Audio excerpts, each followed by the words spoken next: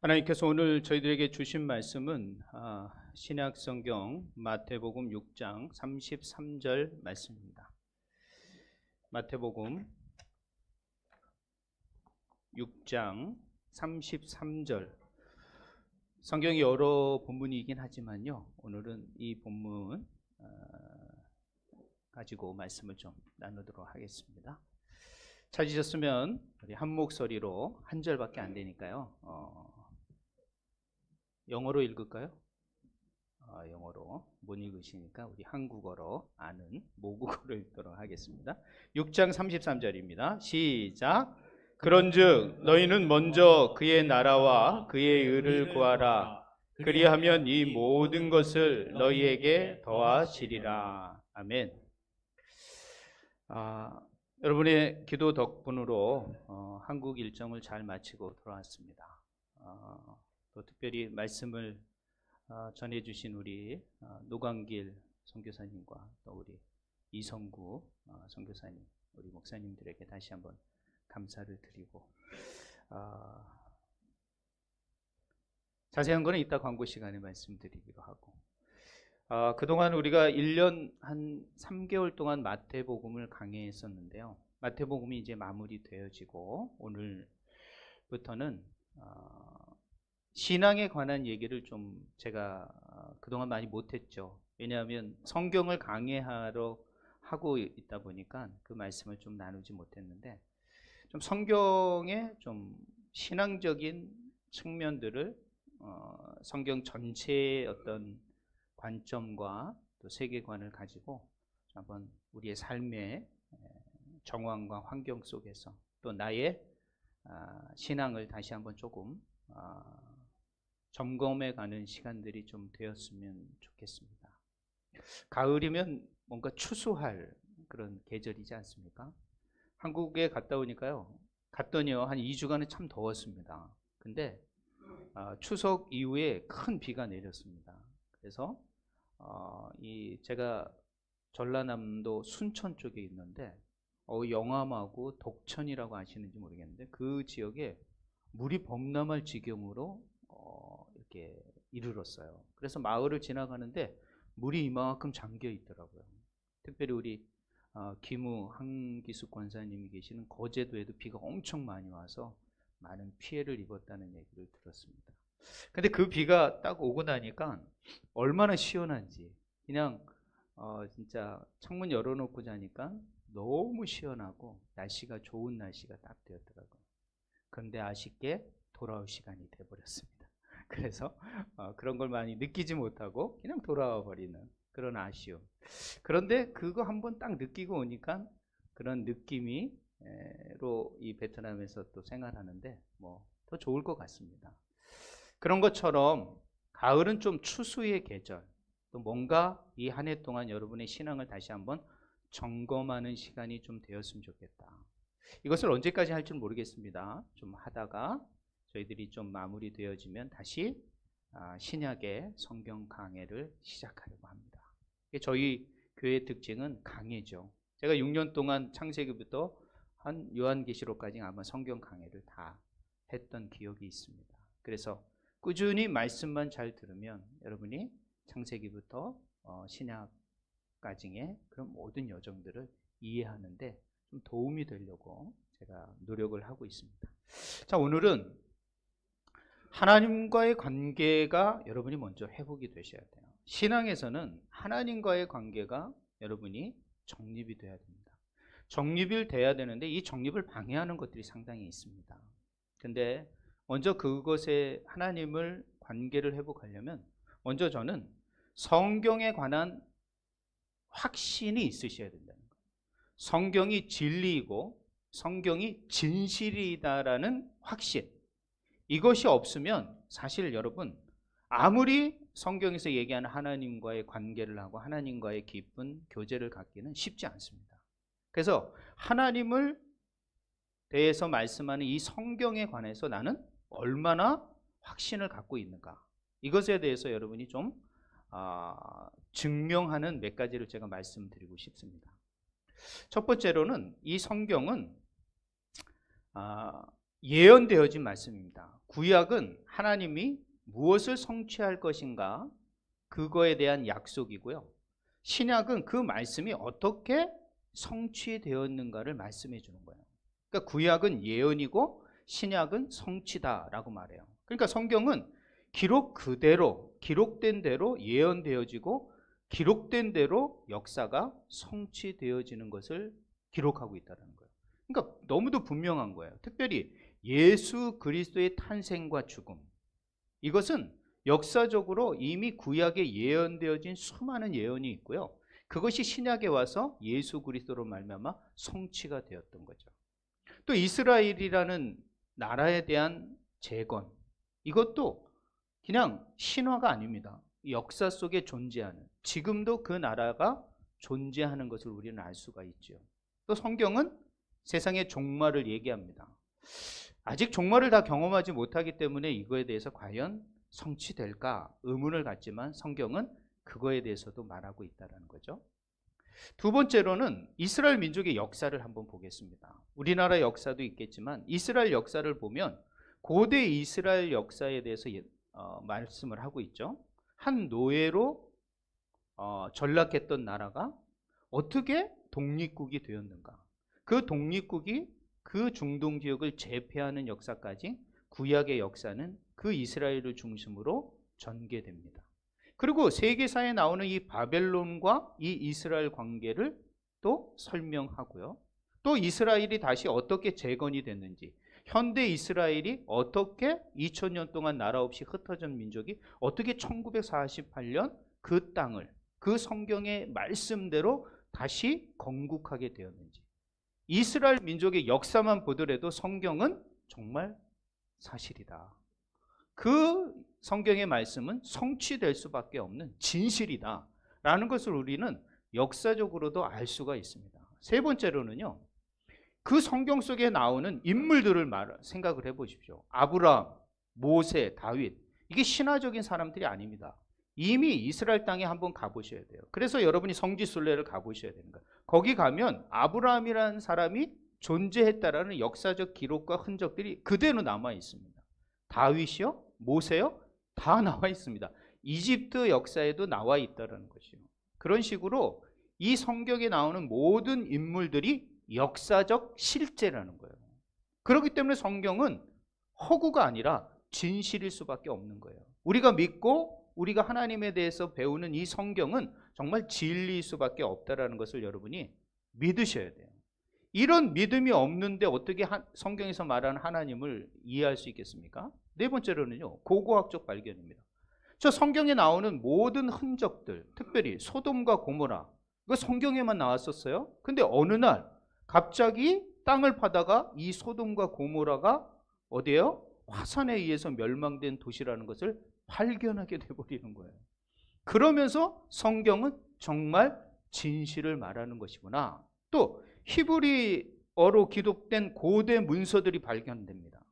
쿰람 공동체를 통하여 옛날 고대에 기록된 그 문서들이 발견됨으로 말미암아 이 성경이 지금의 성경과 전혀 다르지 않는 그대로 전승이 되어서 보존이 되었다라는 것을 이 고대 문서를 발견함으로 말미암아 확인되었다라는 거죠.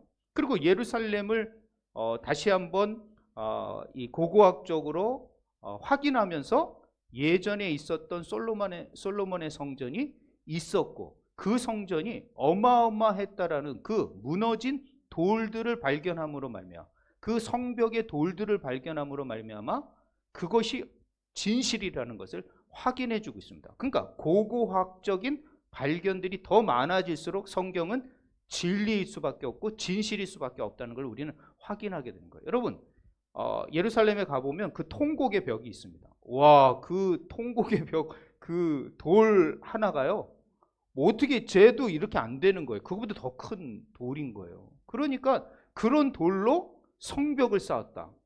그리고 그 안에 하나님의 성전을 지었다. 어떻겠어요? 온 세상에 그 당시에 있던 왕들이 다 그것을 보려고 솔로몬에게 왔다고 성경은 기록하지 않습니다. 그 성전이 존재했을까? 고고학적인 발견을 통하여 그것이 발견이 된 거죠. 또 성경은 무엇을 얘기합니까? 인류가 죄를 졌다. 그 죄의 결과로 인류는 죽음을 맞닥뜨리고 타락할 수밖에 없다라는 그런 이야기를 합니다. 그러니까 사람들은 그런 이야기를 안 듣지요. 저는 얼마 전에 국가인권위원회 안창호 장로님입니다. 제가 전도사 때 저희 교회 집사님이셨는데요.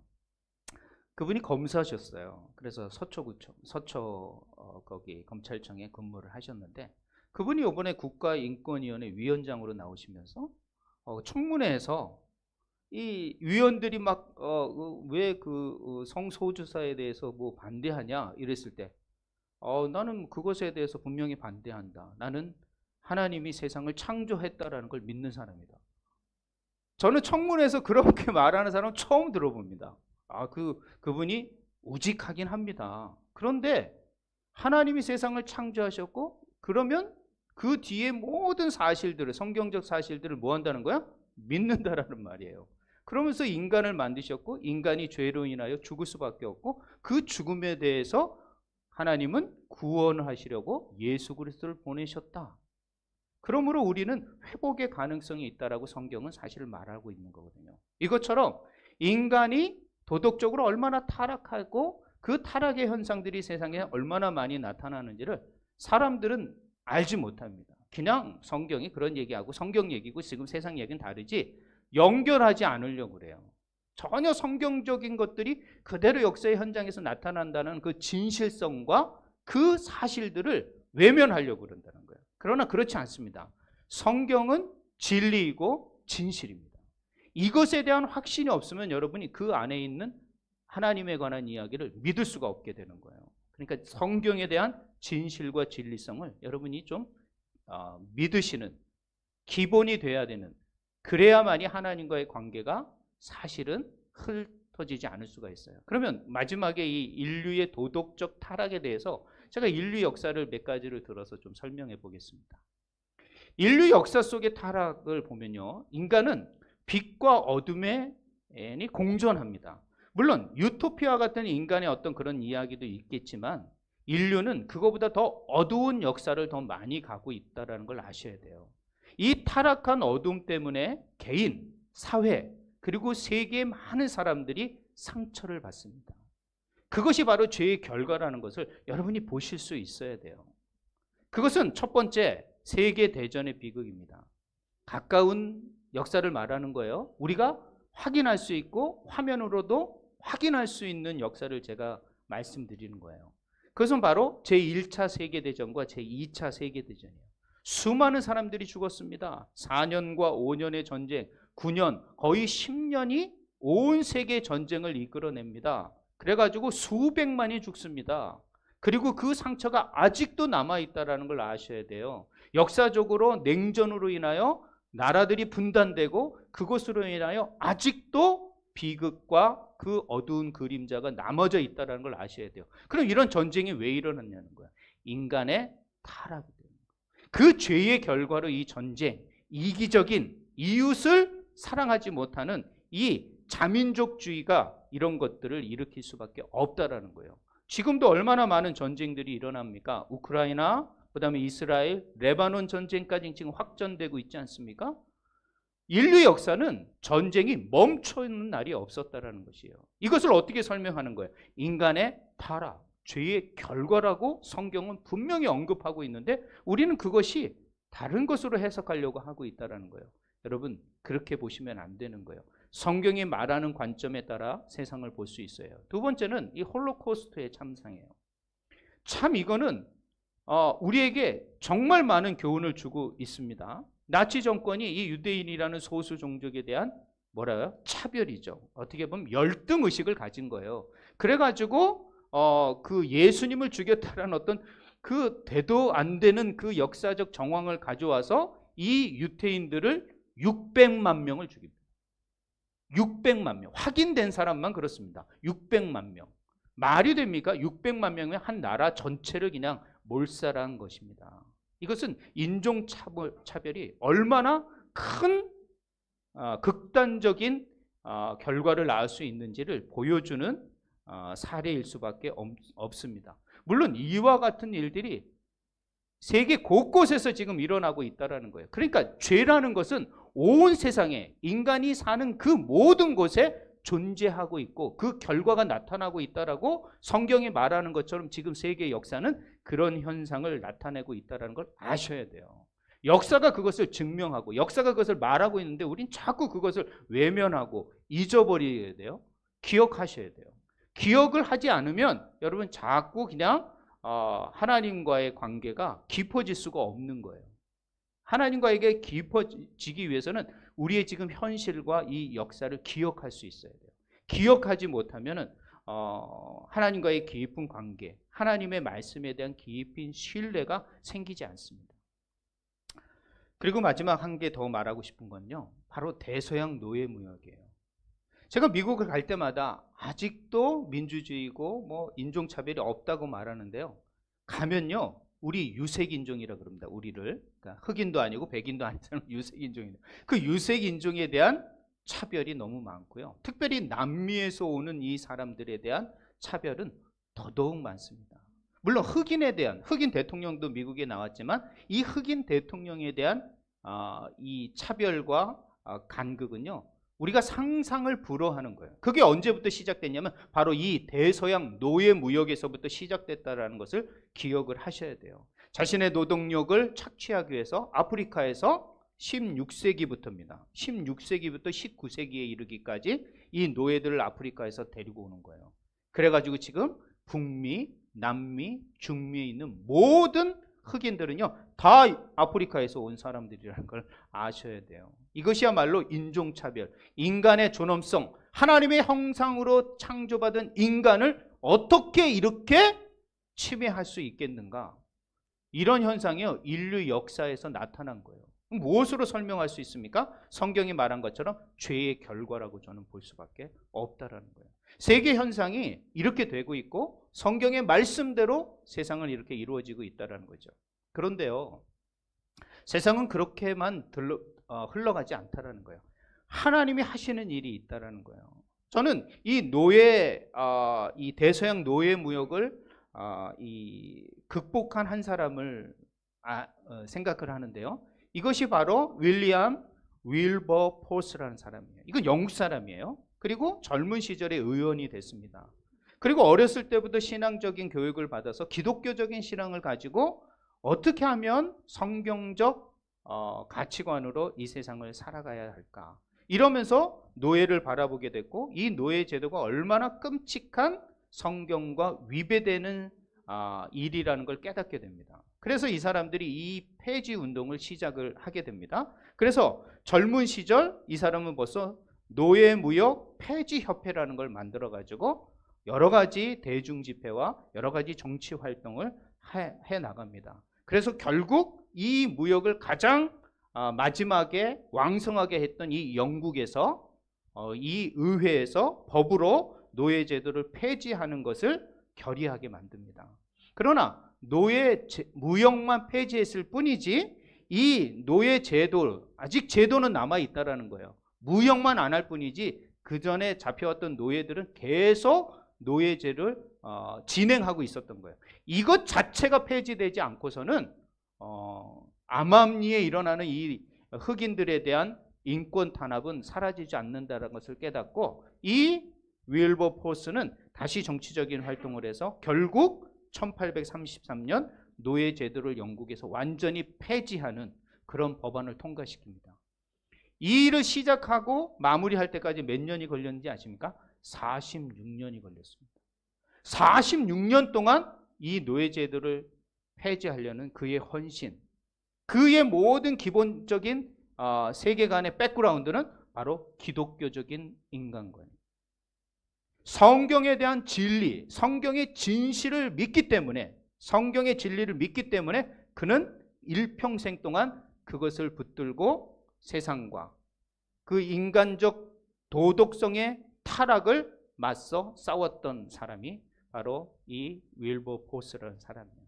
여러분 기억하셔야 됩니다. 사실 우리가 우리의 가진 영역에서 하나님의 말씀에 대한 가치를 실현하는 거 너무도 중요한 일입니다. 과연 그렇게 하고 있는가? 그것이 바로 하나님과의 관계성에서 아주 중요한 기본 가치가 되어야 되는 거예요. 또 두 번째로 말하면 미국 남부 전쟁의 노예에 해방을 했던 이 여인이 한 명 있습니다. 헨리엇 터브만이라는 여인인데요. 이분은 간호사예요. 간호사인데 이 남북 전쟁 때 이 간호사로서 남쪽에 있는 노예 많은 사람들을 북쪽에 링컨이 정권을 잡고 있는 이 북쪽으로 많이 탈출시켰던 그 여인입니다. 정말 이 여인으로 인하여 수많은 사람들이 북쪽에서 탈출하여 자유를 얻었던 그런 여인입니다. 이런 사람만 있는 게 아닙니다. 이 프레드릭 더글리스라는 사람이 있는데요. 이 더글라스라는 사람은 어떻게 보면 작가이고 연설가입니다. 이 사람이 노예 출신이에요. 그런데 북쪽에서 자유를 얻게 되고 뛰어난 이 언변과 또 뛰어난 글솜씨로 많은 사람들에게 노예 해방, 반노예제도 운동을 자극하고 또 회복시켰던 사람이 이 더글라스라는 사람이에요. 다 이 사람들의 세 사람의 특징은 바로 기독교적인 이런 성경의 진리를 바탕으로 하고 세상을 바라보면서 그 진리 가운데 세상의 타락을 맞서 싸웠던 사람들이 이런 사람이에요. 이것이 바로 성경을 진리, 성경이 진실이라는 것을 믿는 사람들의 삶의 모습이라고 저는 볼 수 있습니다. 성경 분명히 말합니다. 인류는 타락했다. 타락이 시작되었고 그래서 하나님은 그 타락한 인류를 향하여 구원의 약속을 하셨던 거예요. 이미 창세기 3장 15절에 창세기가 벗어나기 전에 이미 1장에 창조하고 2장에 타락했고 바로 3장에 구원의 약속이 주어지는 거죠. 바로 내가 너로 여자와 원수되게 하고 내 후손도 여자의 후손과 원수되게 하리니 이 여자의 후손은 내 머리를 상하게 할 것이요 너는 그의 발꿈치를 상하게 하리니. 이 여자의 후손으로 올 자를 하나님은 구원자로 삼으셨다는 거죠. 그분이 누굽니까? 바로 예수 그리스도. 그래서 하나님이 세상을 이처럼 사랑하사 독생자를 주셨으니 그를 믿는 자마다 멸망치 않고 영생을 얻게 하려 하심이다 라고 하나님은 성경을 통하여 구원의 성취를 이루셨어요. 그러나 그 성취를 이루시기 위해서는 누구의 순종이 있어야 하면 예수님의 순종, 속죄 사역이 있어야 돼요. 그것이 바로 십자가의 죽음이라는 거예요. 십자가의 죽음이 있지 않고서는 결코 그 모든 죄사함은 이루어질 수 없다라는 하나님의 약속의 말씀이 우리에게 주어진 거예요. 그래서 예수 그리스도는 그 속죄 사역에 순종하셨고 모든 것들을 이루셨죠. 그러면 그것을 이룬 사건을 저와 여러분은 어떻게 할까요? 믿음을 통하여 바라보셔야 되는 거예요. 그것을 믿으셔야 된다는 거예요. 하나님의 약속의 말씀을 예수 그리스도 안에서 이루어진 것을 믿으셔야 돼요. 믿음을 통하여 의롭게 되는 것이죠. 의롭게 된 사람을 성경은 말합니다. 새로운 피조물이라. 주 안에서 이것을 믿는 자들은 새로운 피조물이 될 것이다. 그 피조물을 통하여 하나님은 새로운 하나님의 나라를 이루실 것이다 라고 말하는 게 성경이에요. 너무도 간단하지 않습니까? 인간이 타락했고 하나님이 그것을 구원을 예언하셨고 또 그것을 예수 안에서 이루셨고 그 예수 안에서 그 모든 구속의 사건을 완성하셨고 우리는 그것을 믿고 의롭게 됨으로 말미암아 새로운 피조물이 된다는, 이게 복음이라는 거예요. 뭐 복음은 복잡한 게 아닙니다. 하나님의 그 진리의 말씀이 그대로 예수 그리스도 안에 성취되고 우리는 그것을 믿음으로 받아들이고 진실로 받아들여 그것을 믿고 살아갈 때 우리 안에서는 새로운 피조물의 결과를 얻게 된다는 것이 성경의 얘기예요. 자, 그러면 이런 성경의 진리가 역사를 살펴봐도 또 여러 가지 그 진리를 믿고 살아가는 수많은 그리스도인의 삶과 그것을 요약해 보더라도 성경은 진리일 수밖에 없어요. 그럼 저와 여러분이 과연 그 진리인 성경을 통하여 하나님을 어떻게 관계해야 될까? 하나님을 관계하는 영적인 원리가 있습니다. 오늘 말씀의 주제입니다. 첫 번째, 어떤 영적 원리가 필요한가? 하나님을 깊이 좀 관계하기 위해서 여러분이 어떤 원리가 좀 필요할 것인가? 첫 번째로는요, 하나님을 우선순위로 두는 삶이 필요합니다. 오늘 본문의 말씀이죠. 먼저 그의 나라와 그의 의를 구하라. 그리하면 이 모든 것을 너희에게 더하시리라. 그러니까 하나님을 최우선적으로 두는 것입니다. 사실은 여러분이 가장 고민하는 게 무엇입니까? 요즘 고민하는 건 뭐 당연하죠. 물질 때문에 고민하시죠. 물질 때문에 고민을 하시리라 생각을 합니다. 그리고 어떤 일에 성공하기를 바라죠. 이 모든 것들이 현대인들의 소망이기도 합니다. 그리고 또 이것이 자기중심, 남이 잘 되는 것보다 자기가 먼저 잘 되려고 하는 생각이 우리 안에 너무 많습니다. 그리고 또 세 번째로는 세속적인 유혹이 너무 많습니다. 정말 세속적인 여러 가지를 이렇게 극복하고 이겨낸다는 것은 그렇게 쉬운 일이 아니죠. 그런 가운데서도 우리는 이런 수많은 문제와 어려움 앞에서 하나님을 가장 우선적인 최선봉에 세우셔야 됩니다. 그것을 두는 연습을 하셔야 돼요. 그것을 하지 않으면 안 된다는 것이죠. 성경에 봅시다. 다니엘이라는 사람이 있습니다. 다니엘은 높은 사람이었습니다. 그 지위와 그 명성을 따라갈 사람이 없던 사람이었어요. 그런데도 그는 이 왕의 명령을 어길 경우에 그 모든 걸 잃어버릴 수 있음에도 불구하고 그는 하나님 앞에 하나님을 최우선적인 삶의 모습으로 세워두셨다는 거죠. 그래서 결국 그 법에 저촉이 되어 사자굴에 들어갔지만 하나님께서는 그 사자굴에서도 그 다니엘을 지켜줬다는 거예요. 이것이 사실 우리의 삶 가운데 있으셔야 되는 거예요. 어떤 상황 속에서 내가 하나님을 먼저 두고 내가 좀 손해를 보는 상황 속에서도 내가 하나님의 말씀과 이 진리의 말씀을 먼저 지켜야 된다라는, 하나님과의 관계를 먼저 부술 수 없다라는 것에 여러분이 초점을 맞추시라는 거예요. 모든 일에만 말이죠. 그리고 저는 본 해퍼라는 사람이 있습니다. 이 본 해퍼라는 사람은 좀 대단한 사람이에요. 독일 사람이었는데 이 히틀러, 이 나치에 대항하여 히틀러를 암살할 계획에 참여했던 사람이에요. 이것이 발각이 돼서 그 사람이 신문을 받으면서 다시 그것을 너 번복하면 내가 살려주겠다 했지만 그는 번복하지 않고 이것이 하나님의 뜻이고 이것이 하나님이 원하는 길에 난 했다라고 해서 그 앞에서 그만 이제 사형을 당하는 그런 사람이 있습니다. 이것처럼 그러나 그 사람의 이름은 제가 그 유럽 사람도 아닌데도 그 사람 이름을 지금 몇백 년이 지난 가운데 기억하고 있지 않습니까? 그런 것처럼 하나님을 우선순위에 둔다라는 것, 이건 참 우리의 필요가 채워지는 경험을 하시게 될 것입니다. 여러분이 그것들을 하시기 위해서 그럼 어떻게 해야 될까? 제가 좀 몇 가지를 생각해 봤어요. 그러기 위해서는요, 꾸준히 기도하셔야 돼요. 근데 기도는요, 반드시 인내가 필요한 겁니다. 기도할 때 우리는 조금 하고 마는 거예요. 자기가 무엇을 기도했는지 모를 때도 많습니다. 기도는요, 꾸준히 하셔야 됩니다. 꾸준히 기도하지 않으면 사실은 하나님과의 관계가 정립이 되거나 그것이 깊어질 수 없다라는 것이에요. 누가복음 18장 1절부터 8절, 누가복음 18장 우리가 공부했던 거 아닙니까? 한 과부가 정말 자신의 그 원한을 풀어주기 위해서 재판장을 찾아가 강권하는 것, 들어줄 때까지 끝까지 붙드는 것, 이것처럼 기도는요 반드시 꾸준히 하셔야 됩니다. 꾸준히. 그리고 어떤 문제가 생기면 마지막에 기도하시는 사람들이 있어요.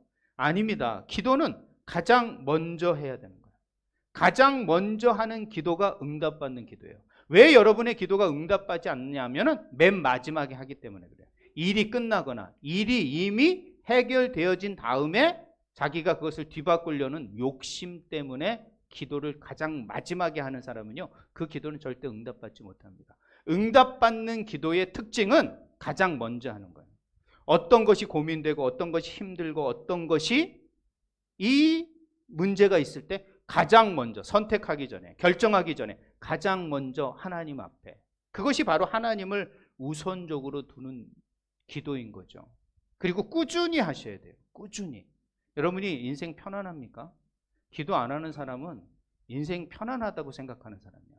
아니면 아무 감각 없이 그냥 아무 생각 없이 사는 사람이고, 정말 생각하는 사람은요 인생이 얼마나 힘들다라는 걸 알게 됩니다. 그러면 그 힘든 거를 남편이 알아줍니까? 아내가 알아줍니까? 부모가 알아줍니까? 친구가 알아줍니까?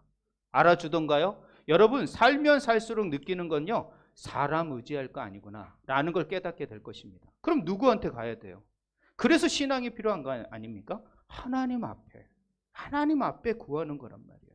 그래서 기도는 꾸준히 하셔야 되는 거예요. 꾸준한 기도가 응답받는다는 걸 알고 꾸준한 기도가 바로 인내를 만들어내는 거예요. 그래서 사람이 참게 되는 거예요. 나이가 들면 고개를 숙이고 참는 건 꾸준히 그 기도가 응답되는 거. 여러분, 성경에 보면 어머니의 기도가 많이 나옵니다. 왜 어머니의 기도들이 응답이 됩니까? 꾸준히 하니까. 그 여인들의 기도는요, 꾸준히 하기 때문에 모든 것이 다 응답된다라는 것이에요. 그렇기 때문에 여러분, 기도 꾸준히 하십시오. 그리고 그 기도를 꾸준히 하는 사람은 인내가 무엇인지를 그 몸에 배게 돼 있습니다. 자연스럽게 인생을 참아낼 줄 아는 인내가 생기는 거예요. 여러분, 3번만 인내하더라도 어떻게 해요? 성자가 됩니다. 그런 것처럼 사람은요, 인내하기가 어렵습니다. 그러나 그 인내의 결과는 뭐다? 꾸준히 기도하는 거예요. 그럴 때 우리는, 근데 기도할 때 누구한테 기도하는 거예요? 하나님. 내가 하나님 앞에 우선적인 삶을 살 때 꾸준히 기도하는 모습이 나타날 수 있다는 거예요. 꾸준히 기도하세요. 우리 교회는요, 조금 아쉬운 게 있어요. 뭔가 좀 은혜가 되거나 좀 마음에 탁 왔는 게 있으면 아멘 해야 되는데 우리 교회는 아멘을 안 해요. 내가 아멘을 안 시켜서 그러는지 몰라도 좀 아멘 좀 하면 됩니다. 물론 속으로 하시겠지만 그래도 속으로 아멘 하는 것도 여러분 도움이 됩니다. 그래서 여러분 좀 아멘 좀 많이 좀 하시면 좋겠어요. 두 번째로는요, 순종하는 거예요. 순종. 여러분, 이 순종은요 어떤 거냐면 성경에서 모든 축복의 사람들은 다 순종했다는 거예요. 그러니까 순종은 축복을 가져오는 거예요. 근데 이 순종이라는 것은 어떤 거냐면 영적인 원리가 있다면 그것은 믿음의 표현이에요. 저 사람이 믿음이 있냐 없냐, 믿음은 눈에 보이지 않습니다. 그런데 저 사람이 믿음이 있냐 없냐를 알 수 있는 것은 순종밖에 없는 거예요. 저 사람이 순종하냐 안 하는 것은 믿음의 표현이라는 거예요. 저 사람이 순종하면 저 사람은 그 일에 대해서 믿음이 있는 거예요. 저 사역에 대해서 믿음이 있는 거예요. 근데 믿음이 없는 사람은 순종하지 않습니다. 누구한테 누구 말을 듣는데 그 사람을 신뢰하니까 내가 그 말을 듣지 않습니까? 그렇기 때문에 하나님을 신뢰하는 사람, 하나님을 믿는 사람은요 반드시 순종하게 돼 있는 거예요. 그래서 순종은 믿음의 표현이에요. 두 번째는요, 하나님을 사랑하는 사람은 순종하게 돼 있어요. 사랑하는 사람 말에 우리는 순종하게 되지 않습니까? 그죠? 사랑하는 사람이 뭐 부탁을 한다. 그럼 그걸 들어주려고, 그거를 뭔가를 해결해 주려고 노력하지 않습니까? 하나님을 사랑한다면 순종하게 돼 있는 거예요. 그러니까 순종은 하나님을 사랑의 표현이라는 거예요. 내가 하나님을 사랑해요. 하나님 나 정말 감사해요. 이 표현은 순종으로 나타날 수밖에 없는 거예요. 그리고 순종은요 겸손의 표현이에요. 예수님이 하나님 앞에서 순종하셨어요. 그렇기 때문에 예수님만 정말 겸손한 분이라고 말하게 돼요. 왜? 하나님의 뜻 앞에 무조건 순종하셨으니까. 그래서 예수님을 겸손하다고 말하는 거예요. 그렇다면 순종은 이렇게 축복이 숨겨져 있는데 거기에는 또 3가지가 숨겨져 있는 거예요. 하나는 믿음이 숨겨져 있는 거예요. 순종은 믿음의 표현이다. 내가 무엇을 믿느냐에 따라서 순종하게 되는 거예요. 그러니까 순종하게 되면 믿음이 있는 거예요.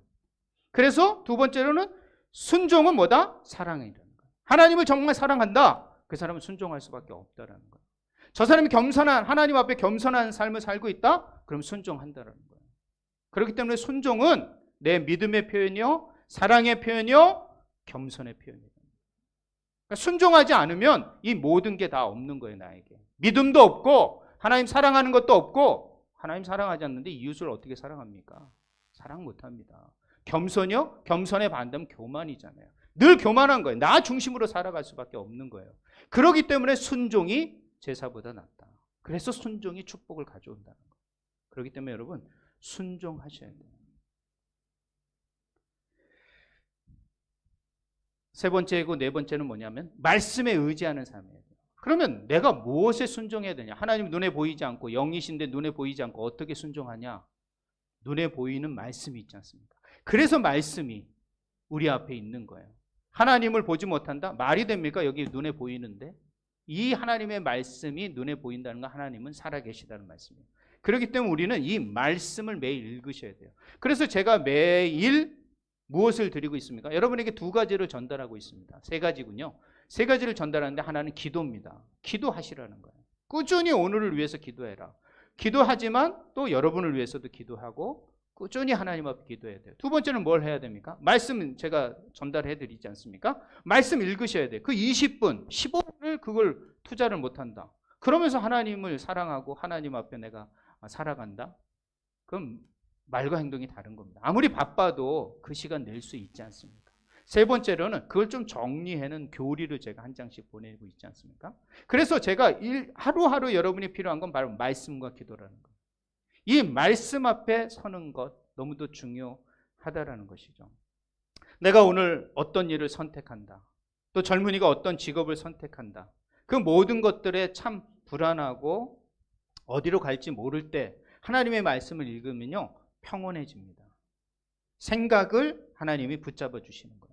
그 말씀이 그 사람을 인도하는 거예요. 그래서 이 말씀이 내 발의 등이요 빛이라고 말하는 거예요. 그럴 때는 매일매일 지속적으로 말씀을 읽으셔야 되는 거예요. 읽지 않으면 사실 하나님 앞에 내가 최우선적인 삶을 산다고 말할 수 없는 거예요. 내가 하나님의 말씀을 듣고 이 하루를 시작합니다. 혹 아침에 너무 바빠서 못 듣는다면 마지막 끝나서라도 하나님의 말씀을 듣고 다시 한번 반성하고 내일을 준비하는 그런 시간을 가지셔야 되는 거예요. 그래서 제가 늘 매일매일 전달하는 건 기도와 말씀이다. 하나님 말씀 앞에 서는 것 너무도 중요한 겁니다. 마지막으로는 하나님께 맡기는 신뢰입니다. 우리는 모든 걸 계획하고 모든 것들을 다 해놓고 사실 하나님 앞에 맡기질 않습니다. 하나님 앞에 기도도 하고 하나님의 말씀을 따라서 선택도 했는데 마지막에 그걸 맡기지 못하라는 거예요. 신뢰하지 못해서 맡기질 못하기 때문에 사실은 그게 모두 물거품으로 돌아갈 수밖에 없는 거예요. 우리의 미래의 계획, 우리의 문제, 어려움, 모든 인간관계의 어려움 다 맡기질 못하는 거예요. 내가 해결하려고 하는 거예요. 내가 먼저 그것을 해결해 보려고 하고 있다라는 거예요. 아니에요. 어떤 미래의 계획, 여러분이 계획한다고 다 되던가요? 안 됩니다. 맡기라는 거예요. 맡기고 내가 할 수 있는 것만 하라는 거예요.